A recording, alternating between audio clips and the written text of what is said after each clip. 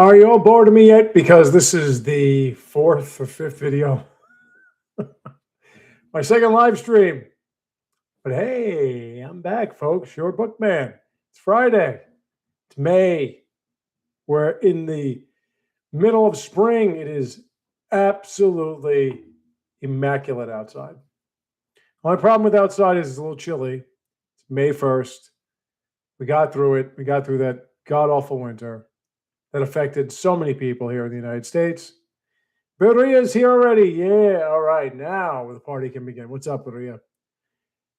I've been putting up so much today. This is my second bit of work on this channel. I had a video. I finished Pragmata. So I put up that, and I live streamed on the gaming channel. And of course, I did Skyrim. Nothing is new, man. Nothing's new. You're here. I'm happy. How you doing? What's going on? Happy Friday. It's May 1st. So, yeah, man. What's happening with you? Anybody else here right now? No, right? We're 29 subscribers away from 800. That's new for me. Other than that, same old, same old. But how are things with you? And we got one person here. Oh, all right. I like it. Everything's good. And it's Friday. Did I mention that? It's beautiful out. Did I mention that? I am going to be choking. Man, can I tell you, trying to eat healthy is so difficult. I've been in the fitness, well, the way in my home is very torturous. I've been in the fitness industry for over 20 years. And I know what to do with my body. I know how to eat. Very particular. But we got this trail mix that finishes up all the food groups, and it's just loaded with sunflower seeds. And these shits just get caught in your throat. It is so obnoxious. But, all right, well, here we go. Okay, you ready? My rumor mills, my dirt sheets, have said that Mass Effect Legendary Edition is coming on the Switch too. I've mentioned this. So I want you all to understand this. I want you, especially you, Maria, because you're here right now. I want you to understand my history with Mass Effect. I had no idea what it was, right? I was a Nintendo guy. I got a PlayStation for Resident Evil. I got a PlayStation 2 because everybody back then was getting one. It was a DVD player and everything. I wasn't really into video games any more than, I was working. So when I was home and I had time, I would just put something on. I had an Xbox because my cousin got for me, well, he didn't get from me, but he got Knights of the Old Republic on his PC, and he gave it to me because there was something wrong with it, and it didn't work on mine either. And what it would do is I forgot what point it was. It was right before you got into the depths, because the company in question, BioWare, they more or less didn't just use the same engine, they used the same backgrounds. So every game that you played, whether or not it was in their Star Wars, their version of Star Wars universe, which was horseshit, or their own fantasy universe, everything was the same. You had an underground area, a sewer area, whatever. You had certain bases or stations. They all looked exactly the same. Totally lazy. But I had kind of liked their character-driven aspects of their role-playing games, because when you play a role-playing game, the idea is you're supposed to fulfill a role in the universe. You're supposed to like rebuild the world, more or less. Build your character, build a world. And there are very few companies or very few series that do it well. Witcher is one of them. Fire Emblem, of course, because when you can pick what party you want, like what kind of party you want in Fire Emblem, but every decision that you make and every character you keep alive more or less reflects in the end what happens. You look at games like storybook games, like anything Final Fantasy or Enix, Square Enix, whatever. You look at even Xenoblade Chronicles. There's no real effect outside the cutscenes. Now you can say, well, it's the same thing with Fire Emblem, but with every character is a new storyline, is a personal storyline. And there's also, of course, your personal, intimate spouse, partner, whatever you want to call it. In Japan, it would be spouse. In the United States, it's partner. But whatever the case,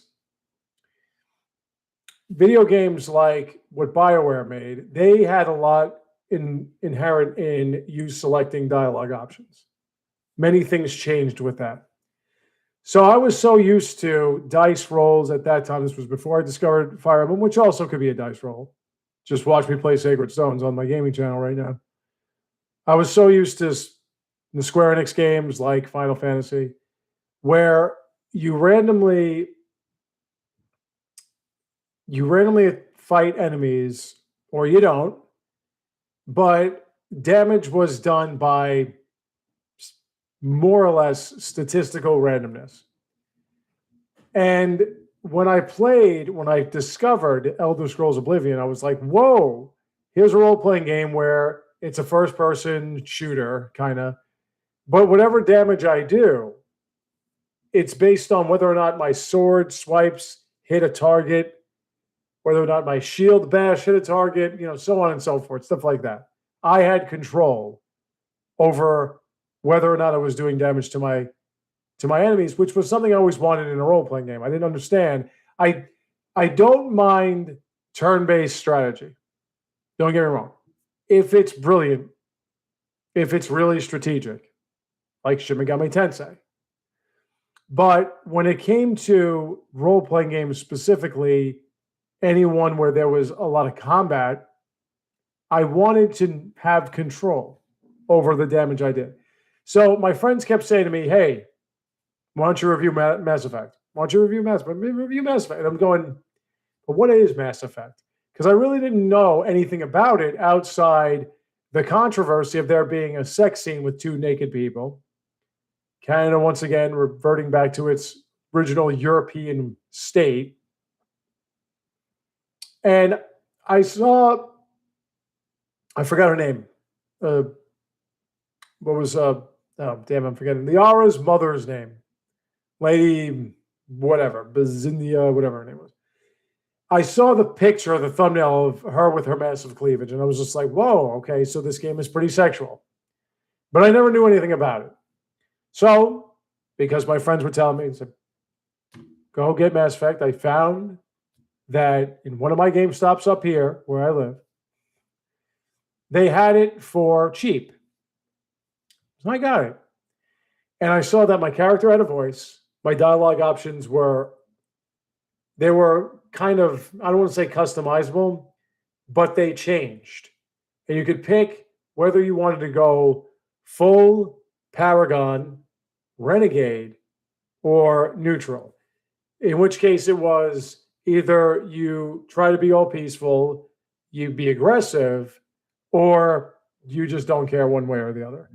And the thing about it was, because of the fact that the whole story revolved around your main character being what was called a Spectre, who was a special operations type that worked directly with the Citadel Council, which was the ruling governing body of the universe. That was the excuse for why you were able to just shoot people on sight or whatever it was that you did. And you can make those choices.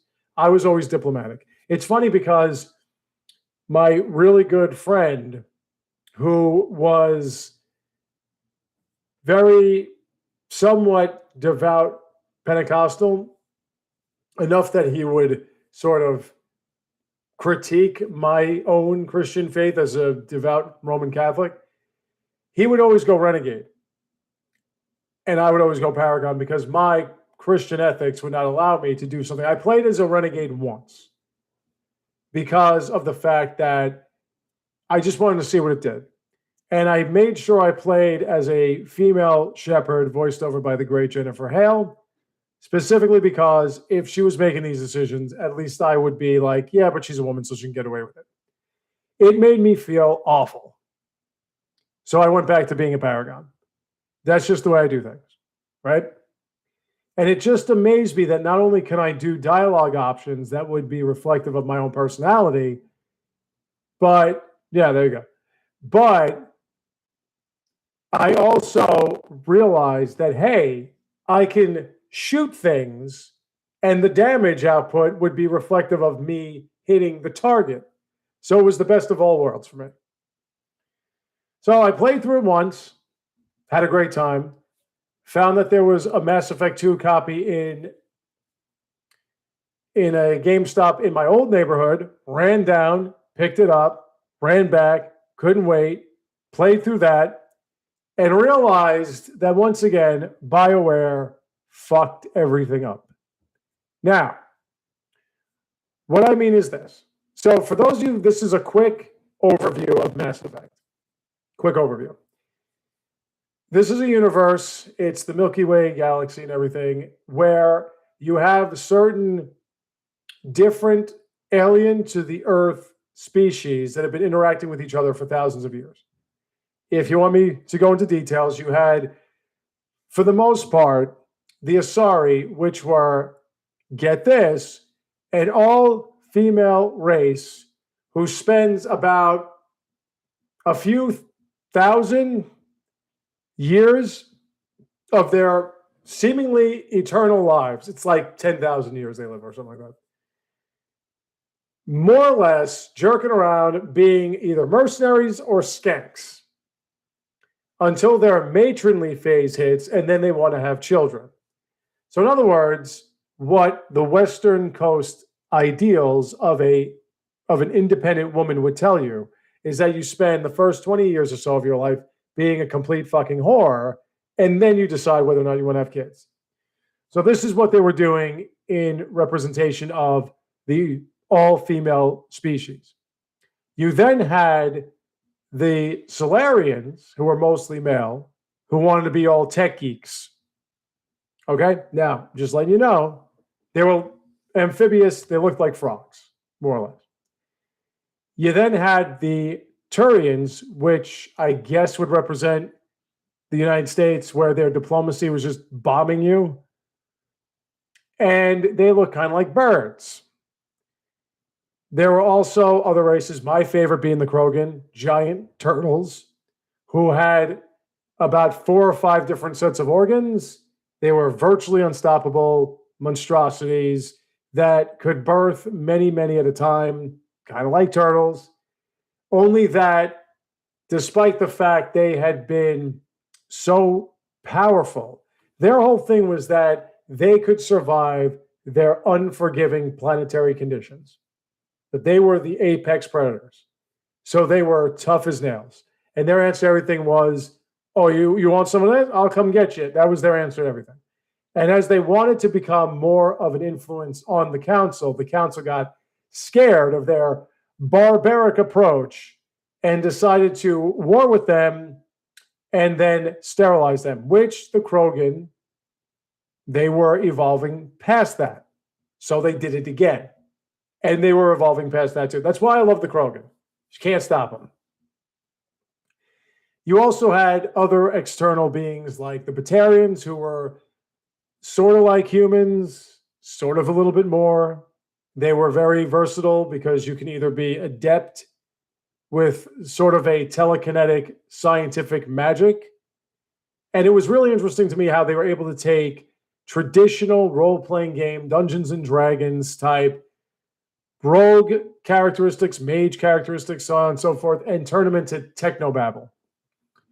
You had saboteurs who can screw with your technology. You had the adept or the vanguards who used mostly kind of like arcane abilities. And then you had the straight up warriors and whatever who just used guns with different variations of each.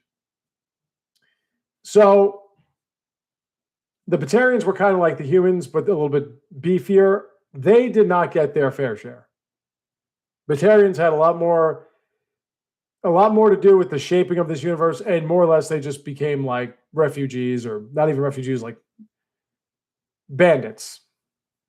You also had the Quarians, who pretty much exiled themselves from their own planet when they created virtual intelligence, close to artificial intelligence, the Geth, who asked about whether or not they had a soul, and suddenly the Quarians freaked the fuck out and wanted to destroy all of them, to the point where they just left home.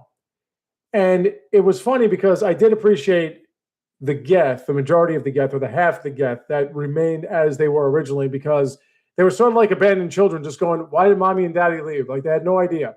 And then they span the universe looking for information as to why the Quarians left, as opposed to like just trying to attack people on sight. And then one half discovered these things called Reapers, who will get into them, and then decide to treat them like gods. And later on in the second one, they advanced to other races like the Drell, who are more or less bipedal humanoid fish who could recall memories in full detail. You had the Vorcha, which were these disgusting creatures that healed like virtually instantly. So there was a nice bit of universe building. We also had, Thorians. That was something else. What were those things? Oh my God. Oh, there were so many. There were these little guys in spacesuits. I forgot their names. Oh man, I'm the worst. There were my favorites, the long neck tortoise types that spoke really low and slow. Oh man, there were so many different, but whatever. So the whole thing was that you were supposed to find these Reapers, which were the names given to those that came before, the Protheans.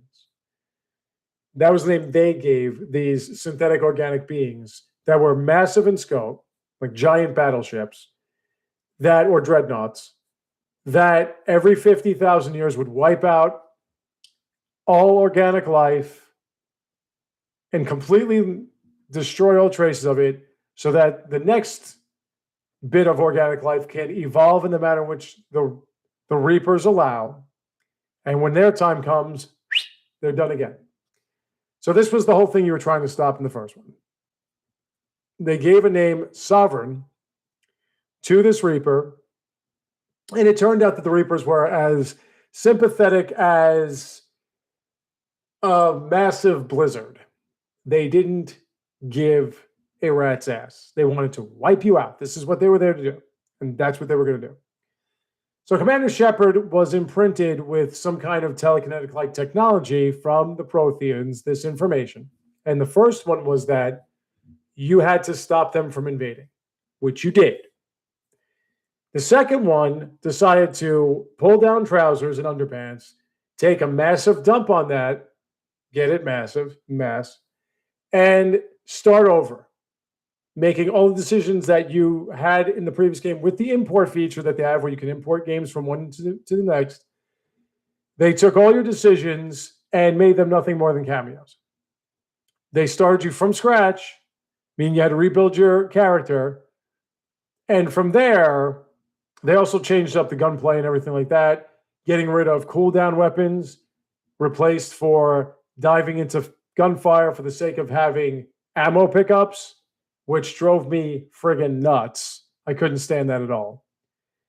And they decided to introduce these things called collectors, which were repurposed Protheans by the Reapers, and another Reaper called Harbinger, who was just collecting human tissue, meaning they were kidnapping humans and turning them into pretty much gush and goo at the same time, and converting them into what they said was a human Reaper. Why? Because every Reaper from this point on is either looking like a giant squid or a giant beetle. But for some reason, they wanted to make a human Reaper. And they say because, well, the humans beat them. The humans didn't beat you. The humans just stopped you from invading so quick. And it wasn't only the humans, because the whole point of the first game was working together, getting all the races of all different planets to work together. That was the whole point. The second one became Shepard is Jesus Christ. And I didn't like it. But I love the games. So as much as I would tell you that it failed miserably, the idea that the Switch 2 will have the Legendary Edition, which they claim could be announced on November 7th, which they call N7 Day, the claim gets me giddy. I've already played through on my gaming channel the entire series, all the DLC, everything, because I spent so much money on all this downloadable stuff and what have you, because I was just nuts for Mass Effect. Again, this is before I discovered Fire Emblem, which is so much better. This was before I was reintroduced to Metroid, which is so much better. But Mass Effect is still one of my top 15 series. I know I keep mentioning my top series. Let me try to define my top 10 again in order. Metroid, Fire Emblem. 3, I would say, would be Shin Megami Tensei. 4 would be Zelda. 5 would be Bayonetta. Mostly Nintendo, obviously. 6 would be Resident Evil. 7 would be Mario. 8 would be, I should know, right? Xenoblade. Anything Xenoblade would be 8. 9 would probably still be Mass Effect when I think about it, yeah. Because there's nothing else I'm thinking of right now off the top of my head that would... Oh, Punch-Out! 9 would be Punch-Out. Then maybe 10 would be Mass Effect. But whatever the case, it used to be my favorite series. So I always said that the second one, the way the second one should have worked, was that because they were introducing the concept of human prejudice in the Citadel in the first one, which was then echoed, or not, if not echoed, retorted by the creation of something called terra firma, which of course was led by an Italian guy, because apparently, according to the West Coast, we're the most racist people on the planet. He could have been Armenian, I don't know, but his name was pretty much, it was an Italian name. They were all about fighting back against the prejudice towards humans by giving it in return. So it was like we had to just think of ourselves first. That was terra firma, Earth first. So you had that, and then you introduced this black ops group called Cerberus, which unless you took on all the side quests, you would have never known about. Never. And I know for a fact, because the first time I played it, I didn't take on these side quests. The second time, when I played Mass Effect 2 the first time, I should say, they introduced this group, and I'm like, what the hell is Cerberus? And then I went back, played it again, and realized, oh, yeah. Cyberpunk, yeah. That's good. Cyberpunk's really good. Shin Megami Tensei 5 Vengeance is amazing. It's one of the greatest games I've ever played. Not the Vengeance angle. You got to play the original one. The original one is one of the greatest games I've ever played. The Vengeance one is good. Compared to the original one, it's not that good. If you play Vengeance first, which is hard to say no because Yoko is really, really cute. But if you say no, well, if you say yes, you play Vengeance first, you'll have a good time. It's good. A little bit of a learning curve, but it's good. If you play the original one's so much better. So much better. And one of the main reasons is because you don't have to wait for some kind of simulation to unlock big bosses like Ariok and my beloved Ishtar. You just do it in the game. It makes more sense. But the internet hath spoken that Vengeance it made up for the original Shin Megami Tensei 5. It did not. It made it worse. But I'm still playing Shin Megami Tensei 5 in its base version. I do have Vengeance, but I'm still playing its base version until I get all 4 of the endings, which I've done before. And then I'm going to play the last of the Vengeance endings, which I've also done before. I just got to do it again. And then that's it for that game. I've done it. The only thing that would make me go back was I've never played on hard difficulty.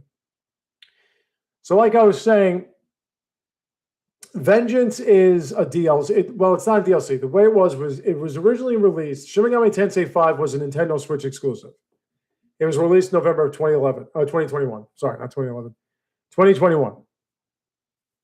And what it was is it It was the game where you became the living god or you remade whatever your ending was.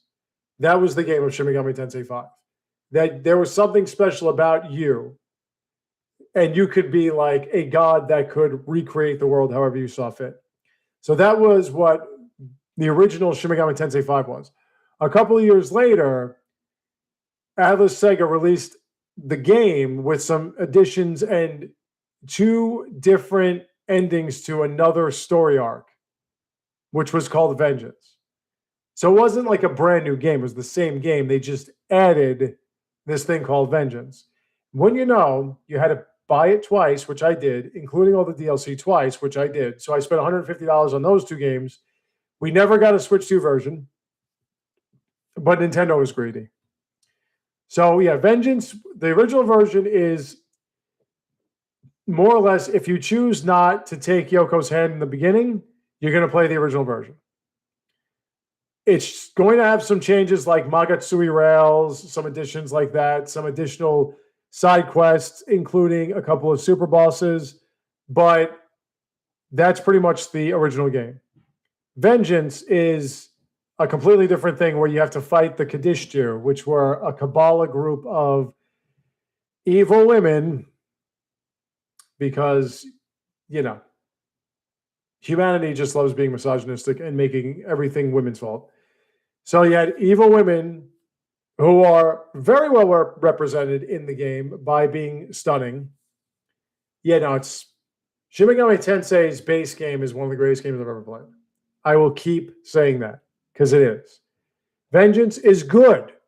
It's pretty good. It is not the original. It is nowhere near that great. Nowhere near. And the internet, being the internet, thinks the opposite. And why? I don't know. Because apparently, according to the internet, they didn't establish the sub-characters, which had nothing to do with the game outside what ending you chose. That's all they did was represent what ending you chose.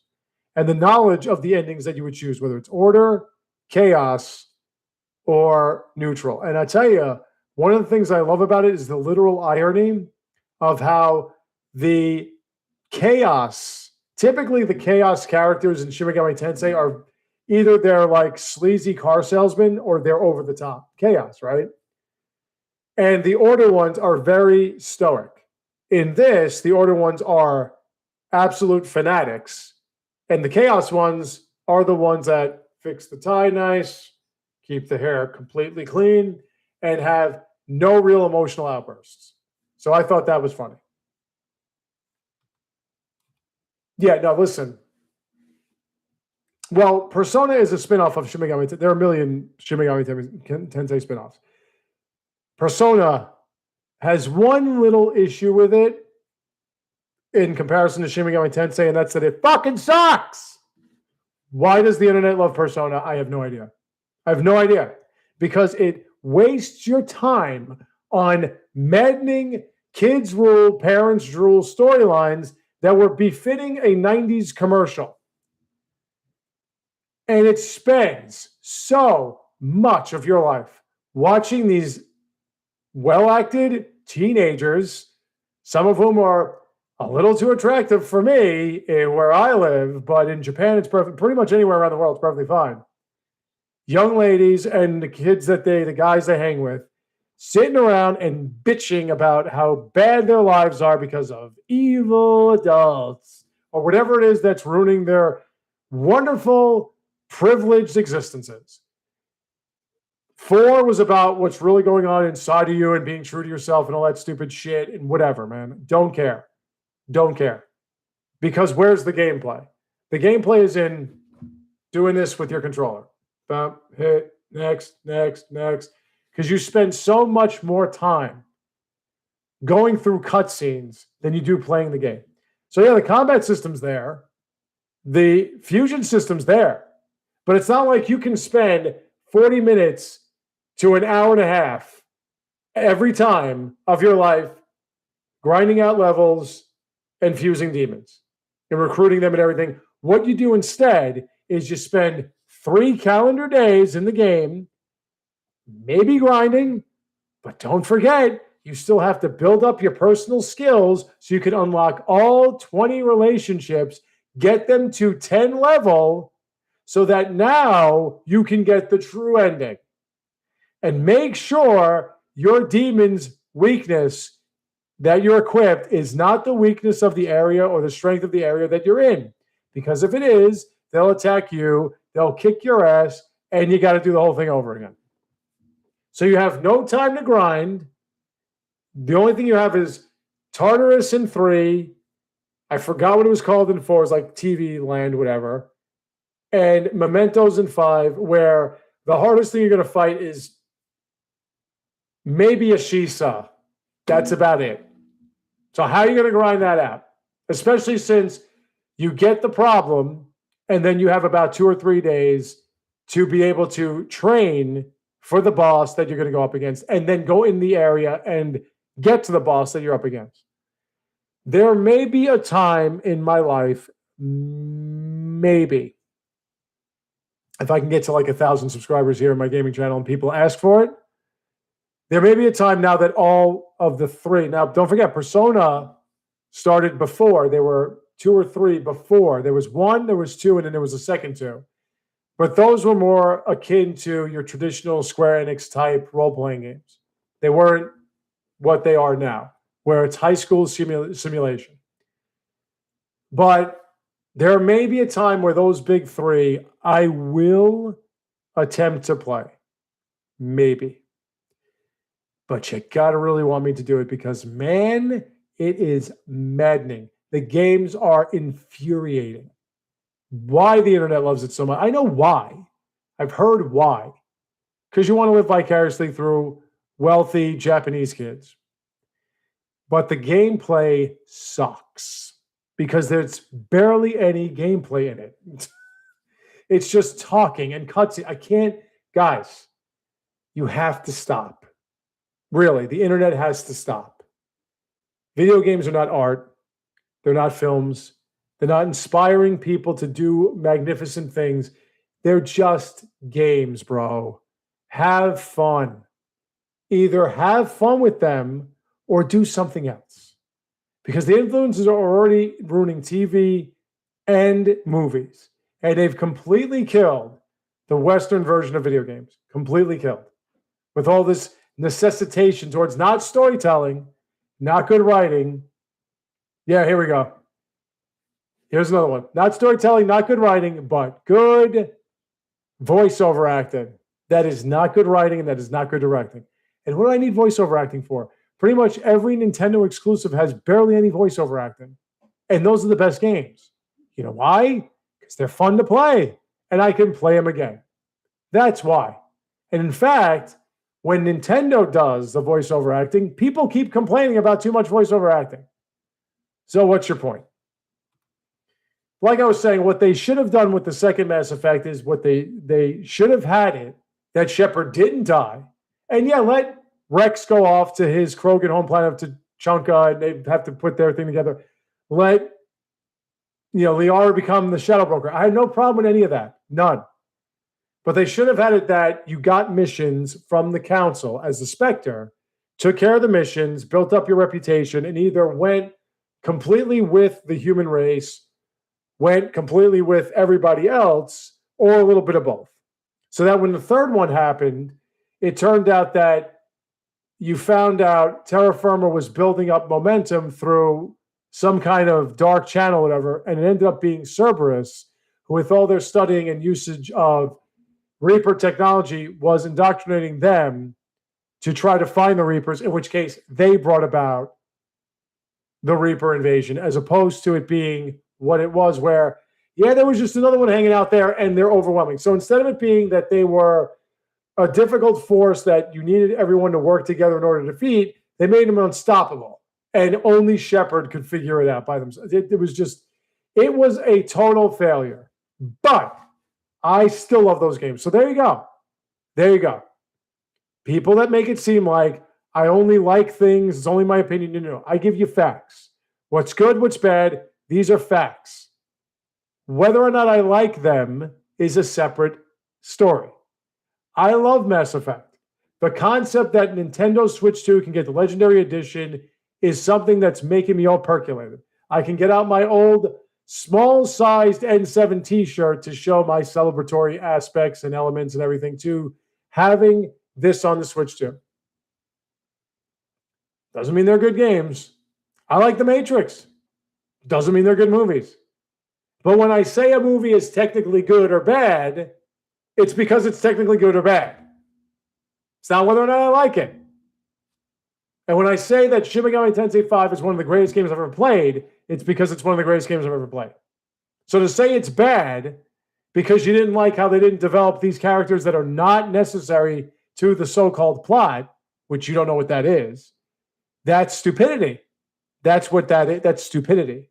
And to say Vengeance is better when they ruined 2 maps, they made the story absolutely asinine, and above all, did nothing for these characters you thought were so important in the previous game, you don't know what you're talking about. You're wrong.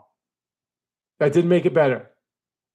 It's like saying Civilization 6 is better than 7. No one's playing 7 except me. No, it's not. 7's better because 7 elicits more strategy than, well, I hope I can get that builder and I hope I can get a good resource nearby. You build and you settle and you're not near horses and iron. All you're going to do in Civilization 6 is win slowly through being diplomatic. 7, you can find a way.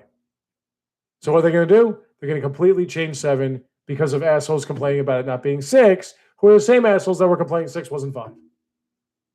So now, like I said, this is the rumor mill. I'm going to pop this up right now. Oh, wait, hold on. I'm going to go like this. Pop this up right now. Mass Effect Legendary Edition, Switch 2. So here's the thing. Predictions suggest is likely to be ported to Nintendo Switch 2 this year. Experts citing the console's improved power, blah, blah, blah, 60 frames per second, technical capacity, blah, blah, blah, blah, blah, blah. And here we go with the reason why.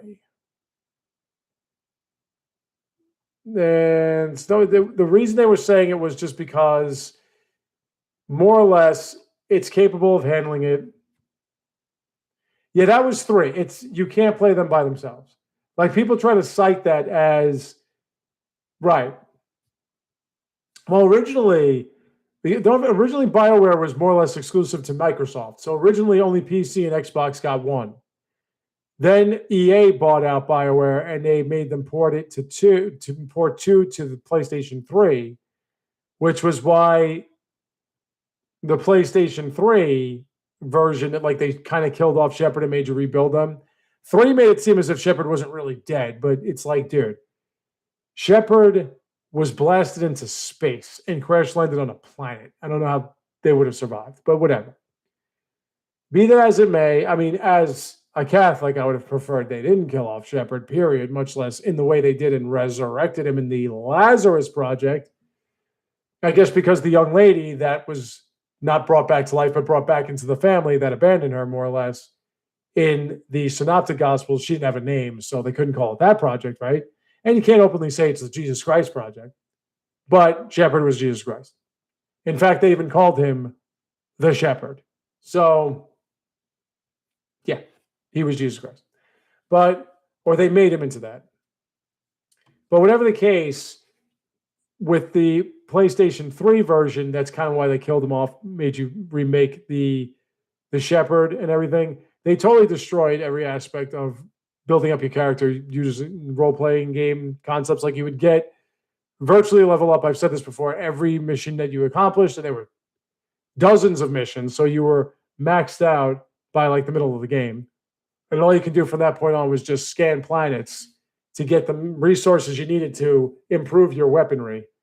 And probing planets was not fun. No, it wasn't. Even with the Easter egg of Edie mentioning how you're probing Uranus, it was not fun. Uranus is the real pronunciation, in case you're keeping score. But after that, they did this kind of DLC comic book thing for the PlayStation 3 version, where you can make choices from the first game that could carry over into the second game. And then they just re-released the first game on PlayStation anyway. Then they did the Legendary Edition a couple of years ago, but the Switch one never got it. And one of the reasons they said was, well, Mass Effect 3 didn't sell well on the Switch on the Wii U. Well, the Wii U didn't sell well, and it was only Mass Effect 3. It wasn't going to sell well by itself because you need to play the trilogy. Andromeda, on the other hand, that game had potential. It's hard to play Mass Effect without Shepard. It just really is. Because that was the whole main idea of Mass Effect.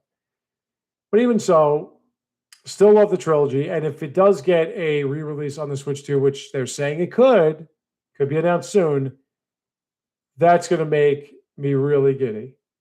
Unlike Star Fox, which still is not being mentioned. See, I don't understand. I get Nate the Hate, who's a rich kid that wanted to make his own legacy on rumor mills using his money and connections. But folks, by now, there would be an announcement from Nintendo directly that there is a Star Fox game coming out.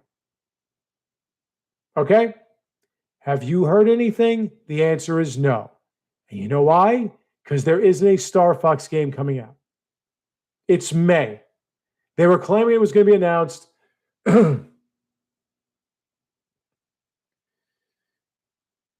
Well, those are coming out on the Switch 2 as well. I don't like when anybody but George Lucas does Star Wars because George Lucas is Star Wars. So the whole thing about there being a Jedi that survived that was an Obi-Wan and Yoda, there weren't any surviving Jedi.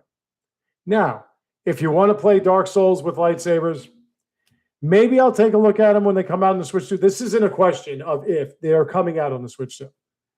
The only question is when. But maybe I'll take a look at them. Because I don't mind that gameplay format. It's Zelda on crack. I don't mind it. But it would annoy the shit out of me to play a so-called Jedi who can't kill anybody in one hit. It would just drive me nuts. And the force powers being like magical abilities as opposed to just using this living force around you like you're supposed to be able to. But like I said, when they come out on the Switch 2, I could take a look. We'll see. I'm going to, that's what it is. We had a role in Ocarina. We just didn't have much of one. Then again, you don't really have much of one in any From Software ripoffs or whatever. So much for that. Still waiting for an Elden Ring announcement. When is Elden Ring going to be released? And it's funny, too, because I'm watching this guy playing through Elden Ring with all these challenges of his, where he's doing it with just daggers or whatever. And he was even saying that how he was playing Elden Ring on the PlayStation 5 Pro, which, of course, I say, well, either you're rich, mental, or both if you're going to get a PlayStation 5 anything or a Sony anything because it's way too expensive and it's garbage. But he was saying that on the PlayStation 5 Pro version, the Pro version on his souped-up TV, there were frame rate drops and elemental effects that were slowing the game down that he didn't have with his extraordinarily jacked up PC. And I'm going, oh, but wait a minute. I thought only the Switch 2 portable version had those frame rate drops. What's the problem? Oh, that's right. There are frame rate drops in video games. Like Pragmata, which I finished today, had some frame rate drops towards the end because of all this dead filament, which became the T-virus. Pragmata is just Resident Evil, guys. All right, let's stop trying to pretend it's not. I don't know. It's coming out this year. We just don't. I am predicting June because somebody was saying that there will be 2 Nintendo exclusive releases in June.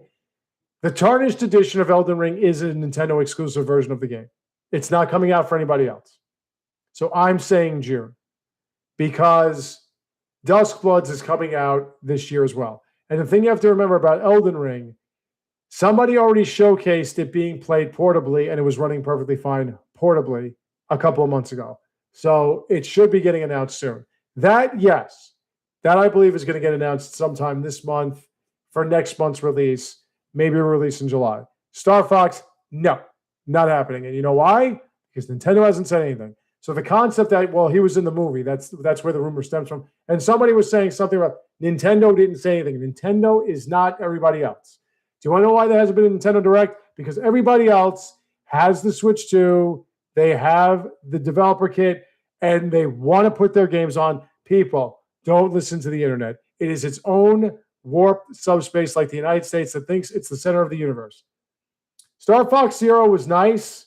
I want another Star Fox game. It hasn't been announced. That's my thing. It's not been announced, but until Nintendo says so, it is not announced. And seeing as how Nintendo gave you Splatoon Raiders, the Yoshi in the book thing, and all this other stuff, and announced it months ago, that tells you that there is no Star Fox game being released this month. It's not going to happen. It's not going to happen. There could be a Direct this month. The idea that Nintendo always has Directs in June and March, they don't always do that. They are getting the data. They are having a meeting, I think it's this month, with their investors, with their partners and everything, and they're going to figure out what the timetable for all these games are. Or what the timetable is for all these games, not is. There's only one timetable. And at that point, they're going to string it all together. They're going to get whatever the progress they've gotten from these other companies is, and they're going to show you in a Direct what's happening. Or they're going to do it individually.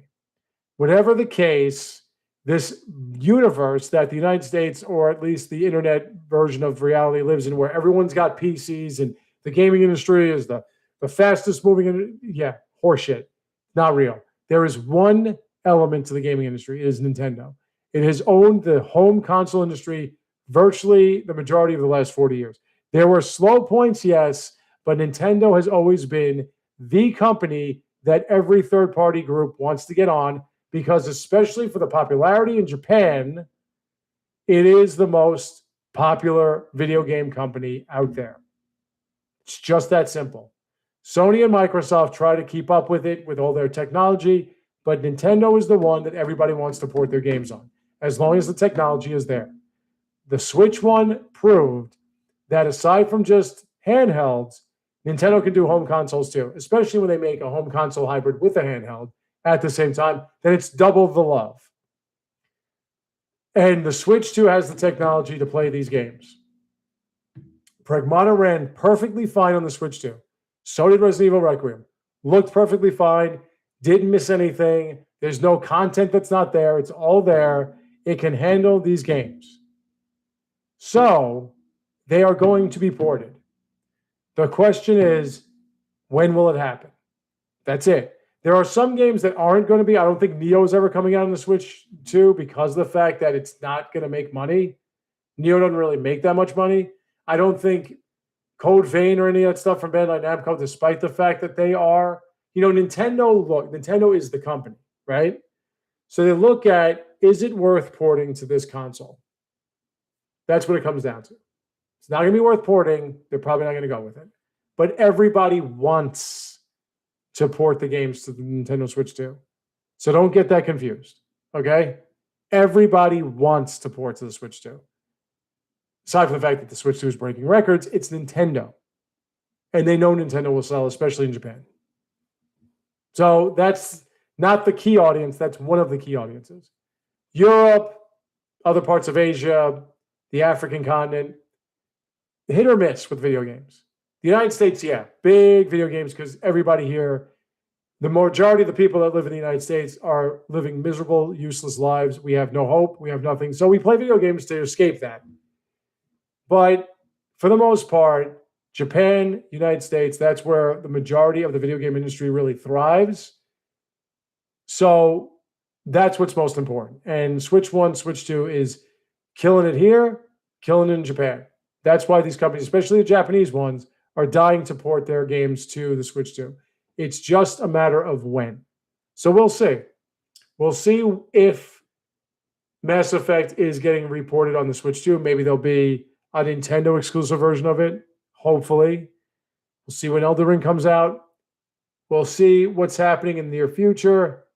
But Star Fox, sorry, not happening right now. Not saying it's not going to happen. Not going to say there's not even going to be an announcement this month. But a Star Fox game coming out this month or next month, no. Nintendo would tell you by now. Because Nintendo has their own information, right? They're not waiting for anything. They are working directly with, I think, Gearbox, and I know From Software. There's a rumor that From Software is working on the next next Zelda, I think. There's a rumor. It's a rumor. It's not totally a rumor. But I think that I've been saying for a while that Nintendo and From Software are going to start really.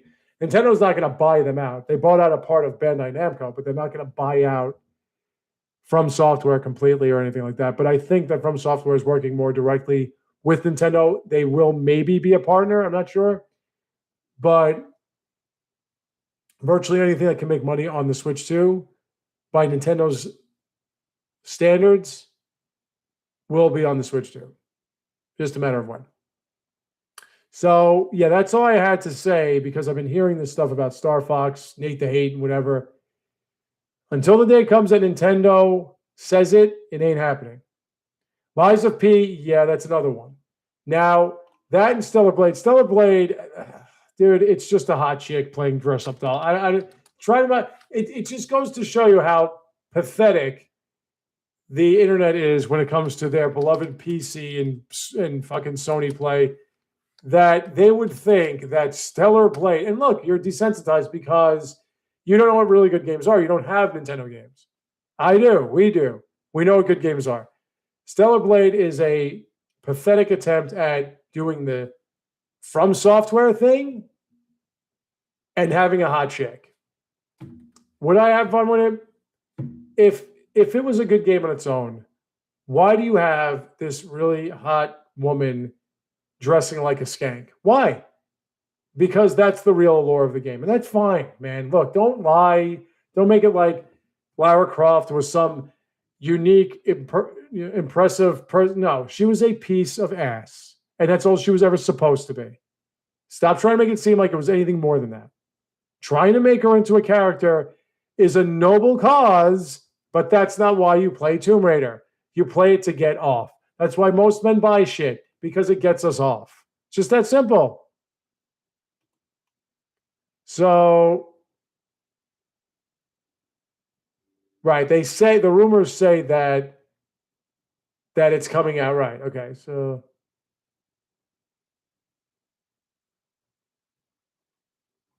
that's in production.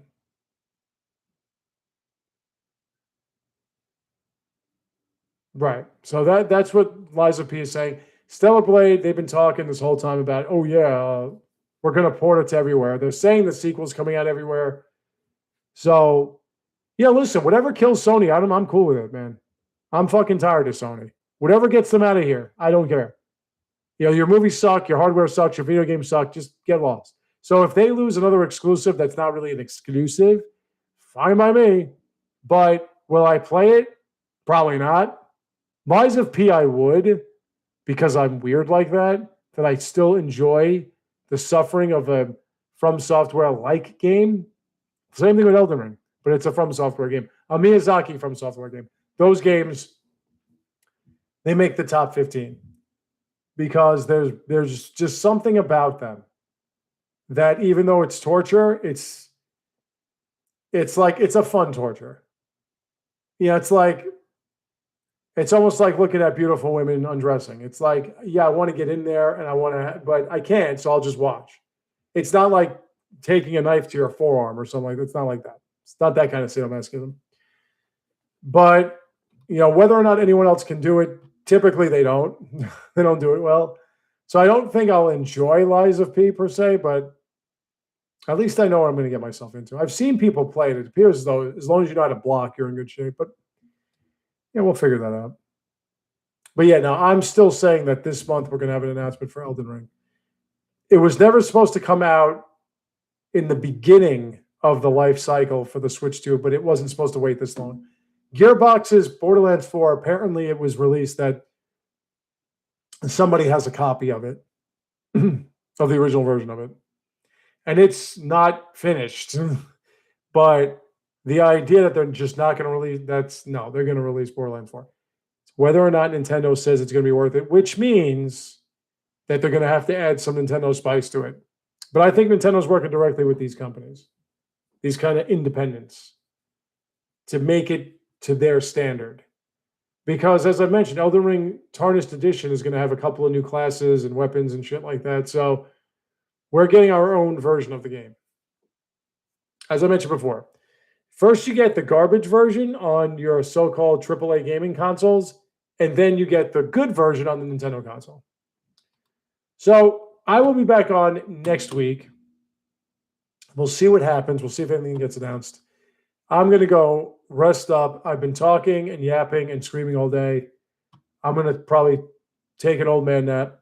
See you all next week. Thanks for dropping by. Please like, subscribe, folks. We're closing in on 800.